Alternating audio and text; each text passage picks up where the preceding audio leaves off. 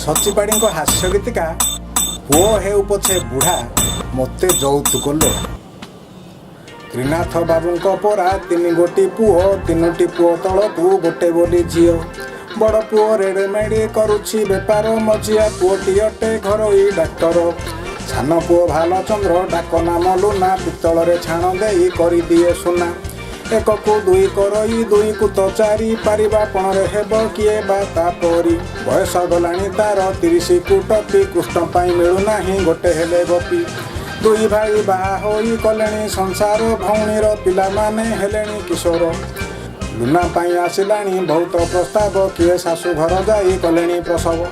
ଗୋଟିଏ ହେଲେ ପ୍ରସ୍ତାବ ଖାପ ଖାଉନାହିଁ, କିଏ ଚେପିନା କି ପୁଣି କିଏ ହନୁମୁହିଁ। ସୁନ୍ଦରୀ ଝିଅ ଯେତେକ ଆସିଲେ ଗରିବ, ତାଙ୍କୁ ବୋହୂ କରି ଆଣି କିଏ ବା ପୋଷିବ। ତ୍ରିନାଥ କହନ୍ତି ପୁଅ ହେଉ ପଛେ ବୁଢ଼ା, ବିଳମ୍ବରେ ହେଉ ମୋତେ ଯୌତୁକ ଲୋଡ଼ା। ଯୌତୁକ କଥା ଶୁଣି କନ୍ୟା ପିତା ମାନେ ଫେରିଯାଆନ୍ତି ମନ ଉଣା କରି ଜଣେ ଜଣେ। କିଏ କହେ ଧନ ଯଦି ଥାନ୍ତା ଆମର, କିଣି ପାରିଥାନ୍ତୁ ଗୋଟେ ଚାକିରିଆ ବର। କିଏ କହେ ସୁନ୍ଦରିଆ ଯଦି ହୋଇଥାନ୍ତୁ, ଅଫିସର ବର ଗୋଟେ ନିଶ୍ଚୟ ପାଇଥାନ୍ତୁ। ବେକାରିଆ ପୁଅର ତ ଫୁଟାଣି ଅନେକ, ପାଠ ପଢ଼ିଅଛି ବୋଲି ନେବ ଯୌତୁକ। ପୋକଡ଼ା କାଠ ଦେଶନେ ମୁହାଁଏ ଚୁଲିକୁ, ଚାକିରି ବିହୁନେ କିଏ ପଚାରେ ପାଠକୁ। ସୁଯୋଗକୁ ଶେଷେ ଏକ ଜୁଟିଲା ପ୍ରସ୍ତାବ, ଝିଅ ଟିକେ ଛୋଟି ସିନା ସମ୍ପତ୍ତି ମିଳିବ। 16 ଭରି ସୁନା ପୁଣି 2 ଲକ୍ଷ ଟଙ୍କା, ଶୁଣିଲା କ୍ଷଣି ବୁଢ଼ାର ମୁହଁ ହେଲା ବଙ୍କା। ବାସନ କୁସନେ ପୁରା ଭରିଯିବ ଘର, ତ୍ରିନାଥ ଭାବିଲେ ଭାଗ୍ୟ ଟାଣ ଯେ ମୋହର। 7 ଦିନ ପରେ ତାର ନିର୍ବନ୍ଧ ସରିବ, ବାହାଘର ପରେ ପୁଅ ଧନୀ ହୋଇଯିବ। ତ୍ରିନାଥ ବାବୁ ଏମନ୍ତେ ମନେ ବିଚାରିଲେ, 2 ମାସ ପରେ ପୁଅ ବାହା କରାଇଲେ। ହାତ ଗଣ୍ଠି ବେଳ ଯେବେ ଗଡ଼ି ଗଡ଼ି ଗଲା, କାହିଁ ଟଙ୍କା ବୋଲି ବୁଢ଼ା ରଡ଼ିଟେ ଛାଡ଼ିଲା। ସମୁଦେଇ ଆଣି ଥୋଇଲେ ସୁଟକେସ୍ ଗୋଟେ, ତାକୁ ଧରି ବୁଢ଼ା ଗଲା ଘର ପଛ ପଟେ।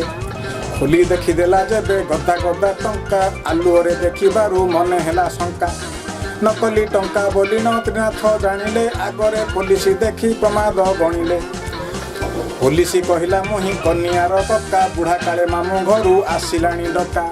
ବିନା ଯୌତୁକରେ ପୁଅ ବାହା ନ ପଡ଼ିଲେ, ଥାନାକୁ ନେଇଯିବି ମୁଁ ତୁମକୁ ହେ ଭଲେ। ଜାଲନୋଟ ଅଭିଯୋଗେ FIR ପାଇ, ହାତ କରି ପକାଇଣ ଥାନା ଯିବି ନେଇ। ତ୍ରିନାଥ ବାବୁ କାନ୍ଦିଲେ କପାଳକୁ ନିନ୍ଦି, କହିଲେ ମୁଁ ଭଲ ଗୋଟେ ଖୋଜିଲି ସମୁନ୍ଧି।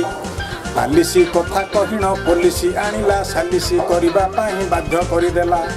ପୁଅ ବୁଢ଼ା କଲି ସିନା ଯୌତୁକ ଲୋଭରେ, ମୋହର ବୁଝାଇ ଏବେ ପଡ଼ିଲି କାନ୍ତାରେ। ହରି ବୋଲ।